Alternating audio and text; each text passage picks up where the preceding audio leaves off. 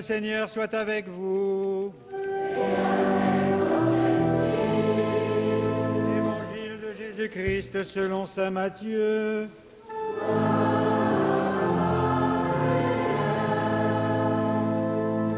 En ce temps-là, Jean le Baptiste entendit parler dans sa prison des œuvres réalisées par le Christ. Il lui envoya ses disciples et, par eux, lui demanda : « Es-tu celui qui doit venir, ou devons-nous en attendre un autre ?» Jésus leur répondit : « Allez annoncer à Jean ce que vous entendez et voyez. Les aveugles retrouvent la vue et les boiteux marchent. Les lépreux sont purifiés et les sourds entendent. Les morts ressuscitent et les pauvres reçoivent la bonne nouvelle. Heureux celui pour qui je ne suis pas une occasion de chute. » Tandis que les envoyés de Jean s'en allaient, Jésus se mit à dire aux foules à propos de Jean : « Qu'êtes-vous allés regarder au désert ? Un roseau agité par le vent ? Alors, qu'êtes-vous donc allés voir ? Un homme habillé de façon raffinée ? Mais ceux qui portent de tels vêtements vivent dans les palais des rois. Alors, qu'êtes-vous allés voir ? Un prophète ? Oui, je vous le dis, et bien plus qu'un prophète. C'est de lui qu'il est écrit : « Voici que j'envoie mon messager en avant de toi pour préparer le chemin devant toi. » Amen, je vous le dis, parmi ceux qui sont nés d'une femme, personne ne s'est levé de plus grand que Jean le Baptiste. Et cependant, le plus petit dans le royaume des cieux est plus grand que lui. Acclamons la parole de Dieu.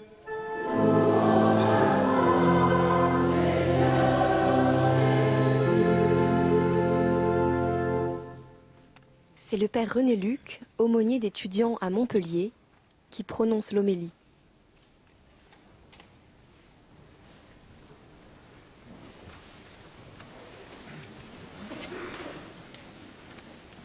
Une maman m'a raconté cette histoire. Ils étaient partis en famille faire le tour du monde en catamaran. Peut-être qu'ils étaient partis depuis Berck-sur-Mer. Et la maman, avec ses enfants, n'avait pas oublié de prendre la fameuse crèche. Alors au début du temps de l'Avent, ils installent la crèche avec le petit Gabin qui a seulement 3 ans. Manque de chance. Pendant le transport, Saint-Joseph s'est cassé. Il n'avait plus de tête. Le petit Gabin regarde sa maman et lui dit d'un ton désolé : « Oh maman, mais c'est dommage, à Noël, Saint-Joseph ne pourra pas voir Jésus. » Vous voyez, le temps de l'Avent, c'est un temps que j'aime beaucoup parce que nous sommes en même temps plongés dans l'attente de Noël et en même temps, c'est comme si Noël était déjà là. D'ailleurs, on le voit bien, toutes les décorations de Noël dans les villes, dans nos maisons, le montrent. La fête de Noël est déjà là, avant l'heure. C'est normal, parce que Jésus est né. Il est déjà né, il est déjà parmi nous. Dans l'Évangile, Jean-Baptiste était chargé d'annoncer que Jésus est déjà là, et pourtant, il doute de cette présence. Alors, Jésus le rassure, en lui donnant 4 signes bien concrets. Les aveugles voient, les boiteux marchent, les sourds entendent et les muets se mettent à parler. Cela fait d'ailleurs écho aux paroles d'Isaïe de la première lecture, vous l'avez remarqué. Alors je vous propose de méditer ensemble ces 4 verbes: voir, marcher, entendre et parler.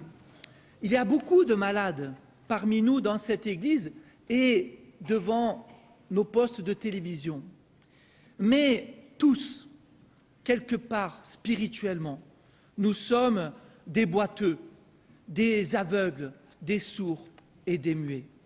Alors commençons par voir. Les yeux des aveugles se dessilleront. Voir, c'est connaître. nous devons vraiment découvrir la présence de Jésus d'abord comment? Par notre intelligence. C'est tellement important, frères et sœurs, de prendre le temps de se former, de lire la parole de Dieu, de lire des livres de spiritualité. Et si parfois nous sommes trop fatigués pour lire, eh bien, par exemple, regardons en replay toutes les vidéos abondantes du jour du Seigneur.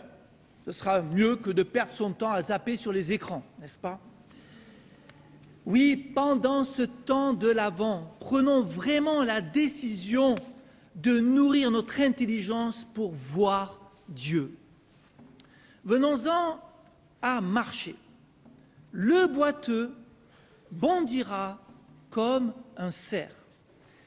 Pour avancer, il faut faire un bon usage de notre volonté. Nous devons éviter les cailloux dans nos chaussures. C'est quoi les cailloux?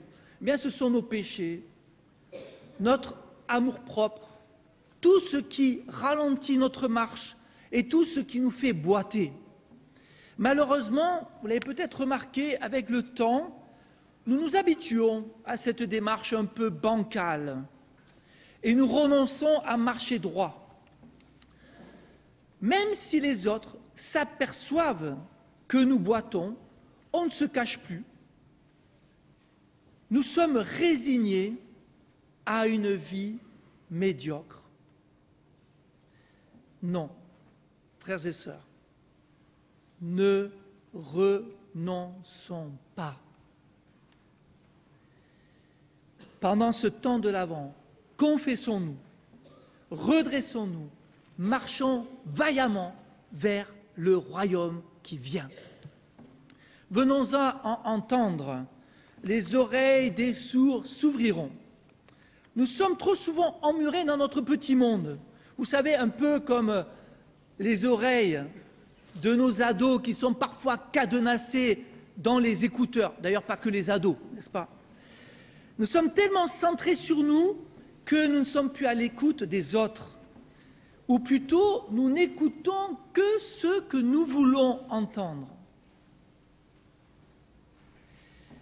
Alors que Jésus veut que nous choisissions la communauté, les frères et sœurs, tout notre entourage. Écouter, c'est sortir de soi pour se mettre à l'écoute des autres. Oui, pendant ce temps de l'Avent, frères et sœurs, renonçons à rester dans notre bulle et ouvrons-nous vraiment à la communauté. Finissons avec parler. La bouche du muet criera de joie. Si Jésus est vraiment au milieu de nous, frères et sœurs, il faut le crier sur tous les toits. Si nous nous taisons, même les pierres crieront. Malheureusement, si les chrétiens sont très fiers de déposer le petit enfant Jésus dans la crèche le soir de Noël, beaucoup ont du mal le lendemain à mettre Jésus sur leurs lèvres pour le déposer dans les oreilles de leurs collègues au travail, par exemple. Alors, il ne s'agit pas de parler de Dieu à temps et à contre-temps, mais plutôt de saisir des occasions simples de partager notre foi. Par exemple, demain, quand vous irez sur votre lieu de travail, vous pouvez demander à votre collègue « Tiens, qu'est-ce que tu as fait ce week-end » Normalement, la personne va vous expliquer ce qu'elle a fait et devrait vous dire à son tour « Et toi, qu'as-tu fait ?» Et là, vous pouvez répondre « J'étais ou j'ai écouté la messe télévisée. » Voilà, une petite ouverture très simple pour parler de votre foi. Peut-être que ça n'ira pas plus loin, mais vous aurez le mérite d'avoir essayé. Le reste appartient à Dieu. Oui, pendant ce temps de l'Avent, osons parler de notre foi. Récapitulons, frères et sœurs, nos 4 verbes. Voir, qui utilise notre intelligence. Marcher, qui chemine avec ma volonté. Entendre, qui me fait sortir de ma bulle pour m'ouvrir à la communauté. Et enfin, parler, qui m'implique dans la mission. je crois, frères et sœurs, que bien utilisés, ces 4 verbes peuvent vraiment illuminer notre sapin, le sapin de notre vie. Alors, courage, larguons les amarres, et c'est le moment de le dire, en avant toutes. Amen.